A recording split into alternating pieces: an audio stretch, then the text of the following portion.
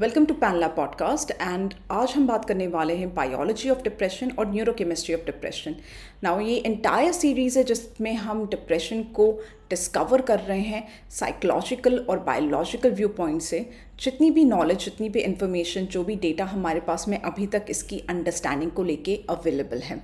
So talking about the biology of depression, सबसे पहले हम बात करेंगे न्यूरोसाइंस 101। न्यूरोसाइंस 101 मतलब एक बहुत बेसिक न्यूरोसाइंस कॉन्सेप्ट जो आई फील कि सबको पता होना चाहिए कि आखिर हमारे ब्रेन में बेसिकली हो क्या रहा है। हम डिटेल में नहीं जा पाएंगे, हम काफ़ी सारी चीज़ों की इस वक्त बात नहीं कर पाएंगे क्योंकि ऑब्वियसली हमारे पास में बहुत लिमिटेड टाइम है। हम धीरे धीरे करके हर वो इम्पॉर्टेंट चीज़ जो ब्रेन से रिलेटेड है, माइंड से रिलेटेड है, आपकी बॉडी से रिलेटेड है, आपकी हेल्थ से रिलेटेड है, हम सब पे वीडियोस बनाएंगे एंड जितना हम उस पर बात कर सकते हैं जो एक आम जनता के लिए, एक आम इंसान के लिए समझने जितनी काफ़ी है उतनी बात हम डेफिनेटली करेंगे। बट आज हम डिप्रेशन की बात कर रहे हैं और डिप्रेशन की बायोलॉजी को समझने के लिए आपको ये समझना थोड़ा ज़रूरी है कि आखिर ब्रेन कम्युनिकेशन कैसे होता है, ब्रेन आपस में बात कैसे कर रहा है, वो हमारी बाकी बॉडी से कैसे बात करता है और हमारी पूरी बाकी बॉडी किस तरह से सिग्नल पहुंचा रही है ब्रेन तक। सो ब्रेन का जो मेजर प्रिंसिपल सेल है उसे हम न्यूरॉन कहते हैं। ये सेल्स आपके ब्रेन में पाए जाते हैं। और ब्रेन कम्युनिकेशन कैसे होता है, किस तरह से ब्रेन अपने डिफरेंट रीजन्स को, पार्ट्स को सिग्नल भेज रहा है, उनको इंस्ट्रक्ट कर रहा है, एंड वो सारी चीज़ें किस तरह से हमारी रिमेनिंग बॉडी को इंस्ट्रक्ट करती है। अगर मुझे अपने हाथ को इस तरह से स्ट्रेच करना है, इसका सिग्नल भी ब्रेन से आता है। मैं अगर अब बात कर पा रही हूँ आप लोगों से अपने फेस के ज़रिए, अपने हाथों के ज़रिए, तो ये सिग्नल भी रेगुलेट ब्रेन से हो रहे हैं। ये जो एबिलिटी टू है बात करने की, बोलने की, हैंड्स को यूज़ करने की, लेग्स को यूज़ करने की, आपकी आंखों के ज़रिए देखने की, इवन आंखों के जो सारे सिग्नल्स हम रिसीव करते हैं अपने एक्सटर्नल एनवायरनमेंट से, वो जाके प्रोजेक्ट होते हैं आपके रेटिना पे, वो जाके प्रोजेक्ट होता है आपके ब्रेन के उस रीजन पे जिसे हम ऑसिपिटल लोब कहते हैं, और वहाँ से आपको वापस रिफ्लेक्ट होके आता है। तब जाके आपको समझ में आता है कि मैंने कौन सा ऑब्जेक्ट देखा या मैंने किस इंसान को देखा। और ये चीज़ें इतनी ज़्यादा जल्दी होती हैं कि आपको लगता है कि ये रियल मोमेंट में हो रहा है। इसीलिए ब्रेन इतना ज़्यादा मैजिकल मैकेनिज्म है कि जिसके बारे में हम जितना समझेंगे, जितना जानेंगे, आप उतना ज़्यादा फैसिनेट होंगे, वो उतना ज़्यादा आपको ऑ में डालेगा। सो ब्रेन सेल के ज़रिए कम्युनिकेट करता है एंड वो ब्रेन सेल्स को हम न्यूरॉन कहते हैं। अब न्यूरॉन आपस में कैसे कम्युनिकेट कर रहे हैं, कैसे एक दूसरे को मैसेजेस पहुंचा रहे हैं, जिस वजह से सारा आपका जो ये पूरी बॉडी है वो काम कर रही है, आपके अंदर के सारे ऑर्गन्स काम कर रहे हैं। सो लेट्स सी कि दो ब्रेन सेल, दो न्यूरॉन्स के बीच में कम्युनिकेशन कैसे होता है। सपोज एक न्यूरॉन, ये न्यूरॉन 1 है और ये न्यूरॉन 2 है, एंड फर्स्ट न्यूरॉन यानी न्यूरॉन 1 आपका एक्साइट होता है। एक्साइट होने का मतलब एक्टिवेट होना, एंड ये इलेक्ट्रिकली चार्ज्ड होते हैं। सो कुछ न्यूरॉन्स इनहिबिट करने का काम करते हैं, यानी ये जो एक्साइटेशन है, एक्टिवेशन है, उसको रोकने का काम करते हैं। जैसे आपको पेन फील हो रहा है, पेन तब फील होता है जब कुछ न्यूरॉन्स एक्टिवेट है, एक्साइटेड हैं, जो पेन का परसेप्शन क्रिएट करते हैं, जिससे आपको पेन फील होता है। और वहीं पे अगर हम कोई मेडिसिन लेते हैं तो हम एग्जैक्टली क्या कर रहे हैं, हम उन न्यूरॉन्स को एक्टिवेट कर रहे हैं जो उस पेन की फीलिंग को, सेंसेशन को, परसेप्शन को रोक सके। जो न्यूरॉन्स पेन के सिग्नल को, पेन के सेंसेशन को ब्लॉक करते हैं, रोकते हैं, उन्हें जनरली गाबा कहा जाता है। Full form is gamma aminobutyric acid. Again आपको ये सारे नाम याद करने की ज़रूरत नहीं है, मैं सिर्फ एक जनरल इन्फॉर्मेशन के तौर पे आप इनको प्रोवाइड कर रही हूँ। और जो लोग ज़्यादा इंटरेस्टेड इनके बारे में जानने के लिए, they can go ahead and know more about it. So इसीलिए थोड़ी बहुत टर्म्स आपको इस तरह से बताई जा रही है। एंड गाबा इसीलिए भी आप देखेंगे क्योंकि काफ़ी सारी जो नर्व पेन से रिलेटेड मेडिसिन है, अगर आप उसको देखेंगे तो उनका नाम होगा गाबापेंटिन या गाबापेन एंटी करके। सो वो इसीलिए, वो पेन के सेंसेशन को रोकने के लिए। लेकिन अगर कोई एक्टिविटी हो रही है आपके ब्रेन में, किसी चीज़ को एक्टिवेट होना है, आपको कुछ परफॉर्म करना है, तो उसके लिए एक्टिवेशन होना ज़रूरी। तो एक न्यूरॉन एक्साइट होता है, उसको इलेक्ट्रिकली चार्ज होता है, एक्टिवेट होगा। ये एक्टिवेट होके सिग्नल पहुंचाता है दूसरे न्यूरॉन को, और ये जो सिग्नल है वो बेसिकली केमिकल, न्यूरोकेमिकल्स होते हैं। ये न्यूरोकेमिकल्स आपके न्यूरोट्रांसमीटर्स भी हो सकते हैं, न्यूरोमॉड्यूलेटर्स भी हो सकते हैं। इनफैक्ट न्यूरोट्रांसमीटर्स तो होते ही हैं। डिफरेंस न्यूरोट्रांसमीटर और न्यूरोमॉड्यूलेटर्स में ये है कि न्यूरोट्रांसमीटर्स आर लाइक न्यूरोकेमिकल्स, जो एक न्यूरॉन दूसरे न्यूरॉन को पास करके एक दूसरे से बात कर पा रहे हैं, या तो वो रिसीव करेगा दूसरा न्यूरॉन या उसे रिजेक्ट कर देगा। एंड उसके एक्शन पे डिपेंड करेगा कि क्या चेंजेस आएंगे। वो जब रिसीव करते हैं तो क्या चेंजेस आएंगे, वो अगर उस न्यूरोकेमिकल को रिजेक्ट कर देते हैं जो कि पहले वाले न्यूरॉन से आ रहा है तो क्या चेंजेस आएंगे। दोनों के चेंजेस डिफर करते हैं, अलग होते हैं।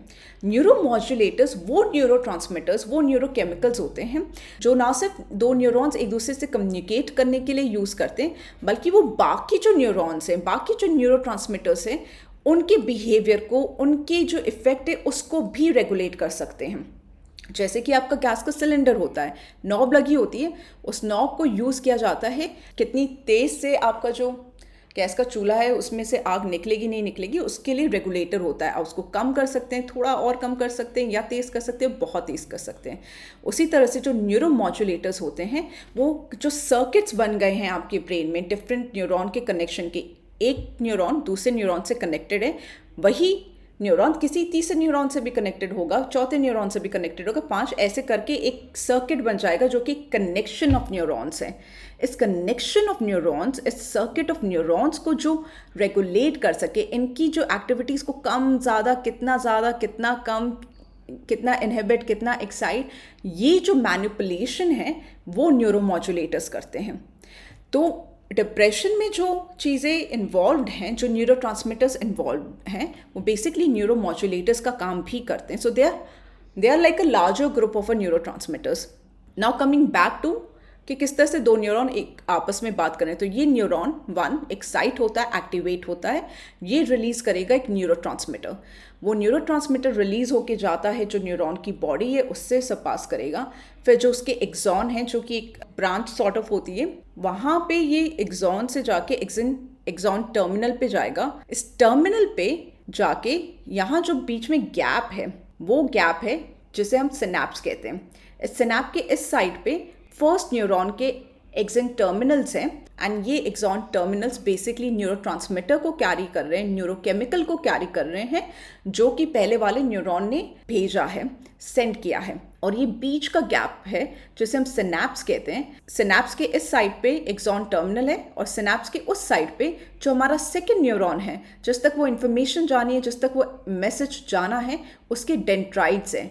डेंड्राइट्स ये लंबी लंबी ब्रांचेस होती हैं जो हर एक न्यूरॉन को दूसरे न्यूरॉन से कनेक्ट करती हैं, और इस डेंड्राइट्स पे रिसेप्टर्स लगे हैं। रिसेप्टर्स लगे मतलब अगर वो न्यूरॉन अलाउ करेगा तो ये जो न्यूरोकेमिकल इस पहले वाले न्यूरॉन से पास होकर आया है वो सिनैप्स से होता हुआ जाएगा, और ये जो डेंड्राइट्स हैं दूसरे न्यूरॉन के, उसके रिसेप्टर पे जाके बाइंड हो जाएगा। बाइंड होने का मतलब उसको जाके, इट्स लाइक जैसे आप अपनी पार्किंग स्पॉट में अपनी कार को जाके पार्क कर देते हैं, ठीक उसी तरह से ये रिसेप्टर्स पार्किंग स्पॉट्स की तरह है, जहाँ पे ये जो न्यूरोकेमिकल पहले वाले न्यूरॉन ने भेजा है वो जाके पार्क हो जाएगा, रिसीव हो जाएगा, बाइंड हो जाएगा, उससे जाके एकदम फिक्स हो जाएगा उसमें। तो इस तरह से दो न्यूरॉन्स आपस में कम्युनिकेट करते हैं। एक से न्यूरोकेमिकल आता है, दूसरे पे रिसेप्टर से, या तो वो उस रिसेप्टर पे जाके बाइंड होगा या फिर वो इनहिबिट हो जाएगा, ब्लॉक हो जाएगा, यानी उसको कैंसिल कर दिया जाएगा। और ये जो कम्युनिकेशन है दो न्यूरॉन्स के बीच में वो सिनैप्स के जरिए होता है। दो न्यूरॉन्स के बीच में ये गैप है, उस गैप में वो न्यूरोकेमिकल फ्लोट करता है, उस गैप को हम सिनैप्स कहते हैं। ये सिनैप्स इस न्यूरॉन का जो एक्सॉन टर्मिनल है और इस दूसरे न्यूरॉन का जो डेंड्राइट्स है उनके बीच का एक कनेक्शन है, और उस कनेक्शन के जरिए आप इसको ब्रिज की तरह देख सकते हैं। इस ब्रिज के जरिए ही हर न्यूरॉन के बीच में कम्युनिकेशन हो पाता है। तो एक न्यूरॉन एक्साइट हुआ, उसने न्यूरोकेमिकल रिलीज किया, वो जाके रिसीव हुआ, दूसरे न्यूरॉन पे बाइंड हो गया। अब ये न्यूरॉन आगे उस केमिकल को या तो रिलीज करेगा या ब्लॉक कर देगा, डिपेंडिंग अपॉन किस तरह से सर्किट फॉर्मुलेट होते हैं। तो हमारे ब्रेन में इस तरह से ट्रिलियंस, मिलियंस नहीं, बिलियंस नहीं, ट्रिलियंस ऑफ कनेक्शन है। एक न्यूरॉन 10,000 न्यूरॉन से कनेक्ट हो सकता है, वो 10,000 कनेक्शन क्रिएट कर सकता है, और उससे भी कहीं ज़्यादा। पर क्या हमें उतने न्यूरोट्रांसमीटर्स भी चाहिए? क्या हमारे जो न्यूरोकेमिकल्स है, जो कि बेसिकली केमिकल मैसेंजर्स है, क्या वो भी ट्रिलियंस में हैं? नहीं, वो कुछ हंड्रेड्स के नंबर में है, जो कि क्लियरली सिग्निफाई करता है कि एक न्यूरोकेमिकल, एक न्यूरोट्रांसमीटर डिफरेंट फंक्शन परफॉर्म करता है डिपेंडिंग ऑन वो किस ब्रेन रीजन से सिंथेसाइज हो रहा है, वो किस ब्रेन रीजन को प्रोजेक्ट कर रहा है, वो किस तरीके से, उसका कॉन्टेक्स्ट क्या है, कहाँ पे वो यूज़ हो रहा है। तो हमें हर एक्शन के लिए, हर थॉट के लिए एक अलग न्यूरोट्रांसमीटर नहीं चाहिए, एक अलग न्यूरोकेमिकल नहीं चाहिए। वही कुछ हंड्रेड्स जो हमारे पास में एग्जिस्टिंग न्यूरोकेमिकल्स हैं, जितना अभी तक हमें पता है, वही अलग अलग फंक्शन परफॉर्म कर पाते डिपेंडिंग अपॉन कि वो किस ब्रेन रीजन में है और कहाँ पे उनका एरिया ऑफ एक्टिविटी है। अब न्यूरॉन का कम्युनिकेशन तो हो गया, न्यूरॉन आपस में बात कर पाए मैसेज को ट्रांसफ़र करके, केमिकल को ट्रांसफ़र करके। अब जो बचा हुआ न्यूरोकेमिकल है उसका क्या होता है? बिकॉज इट्स नॉट लाइक कि जितना केमिकल पहले वाले न्यूरॉन ने रिलीज़ किया है वो पूरा का पूरा जाके रिसीव हो जाएगा दूसरे न्यूरोकेमिकल पे। ऐसे नहीं होता है। जितना उसे चाहिए, जितना रिक्वायर्ड है, जितने रिसेप्टर्स है, नंबर ऑफ रिसेप्टर्स है उस न्यूरॉन पे, उतना ही वो बाइंड हो पाएगा। तो हमेशा एक एक्सेस ऑफ न्यूरोट्रांसमीटर रह जाता है सिनैप्स में। ये बहुत इंपॉर्टेंट फंक्शन है बिकॉज वी डोंट वांट कि ये न्यूरोट्रांसमीटर्स हमारे ब्रेन में बस ऐसे ही फ्लोट करते रहे बिना किसी यूटिलिटी के, बिना किसी फंक्शन के। सो ये जो एक्सेस ऑफ न्यूरो ट्रांसमीटर्स है वो दो तरीके से ब्रेक डाउन होते हैं या दो तरीके से वापस से यूटिलाइज होते हैं। या तो जो पहला वाला न्यूरॉन है जिसने उसको रिलीज़ किया था वो उसे वापस से ले लेगा, उसे वापस से रीयूटिलाइज कर लेगा, वो वहाँ पे जाके रिसाइकल होगा एंड उसको फिर से रीपैकेज कर दिया जाएगा आने वाले टाइम के लिए एंड दूसरे कामों के लिए। तो एक तरीका था रीअपटेक होना, यानी जो पहला वाला न्यूरॉन है वो उसको वापस से ले लेता है।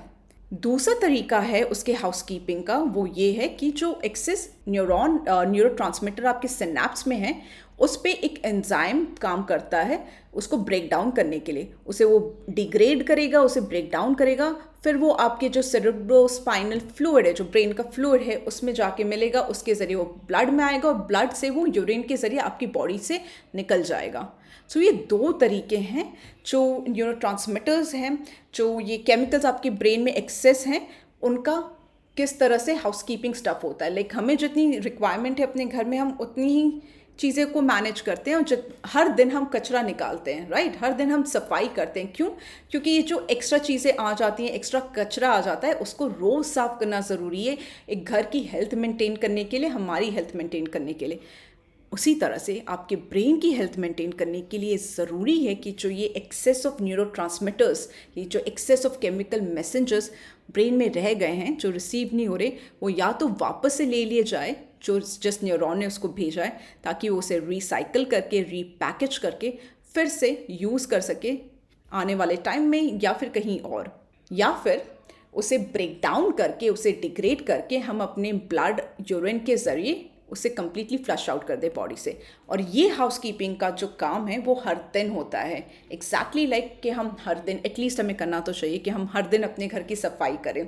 सो आपके ब्रेन का ये जो हाउसकीपिंग मेंटेनेंस है, इसे भी रेगुलरली परफॉर्म किया जाता है। ये जानना क्यों ज़रूरी था? बिकॉज ये बहुत ही पावरफुल मैकेनिज्म है। इससे पता चलता है कि आपकी ब्रेन की हेल्थ कैसे है, उसका वेलबींग कैसा है। और ये जो डिस्पोज करना है न्यूरोट्रांसमीटर्स को, आपके एक्सेस न्यूरोट्रांसमीटर्स को आपके ब्रेन से, ये एक बहुत ही पावरफुल मैकेनिज्म, एक बहुत ही पावरफुल सिस्टम है।